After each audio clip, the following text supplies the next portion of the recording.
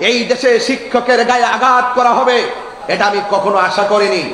আমি শুরুতেই প্রতিবাদ জানাচ্ছি এবং তীব্র নিন্দা জানাচ্ছি এবং শিক্ষকদের যৌক্তিক আন্দোলনকে সমর্থন করে একটি কথা বলছি, যেই শিক্ষক ঢাকার মাঠে প্রতিবাদ করতে গিয়েছে সেই শিক্ষকের আবার লক্ষ লক্ষ শিক্ষকের লক্ষ লক্ষ সন্তান রয়েছে। কথা বলেন ঠিক?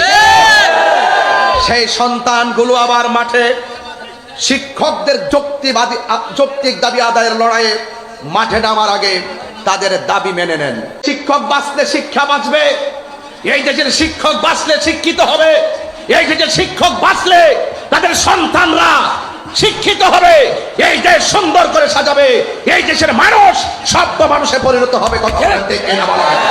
পেট আছে, সবারই সংসার আছে, আছে না নাই? এই বৈষম্য দূর করতে হবে। এই শিক্ষকের কাছে যারা লেখাপড়া করেছে তারাই বিভিন্ন মাদ্রাসার প্রিন্সিপাল হয়েছে। এই শিক্ষকের কাছে যারা পড়ালেখা করেছে তারাই বিভিন্ন এসপি, ডিসি, ওসি হয়েছে। কথা বলেন ঠিক কিনা বলেন?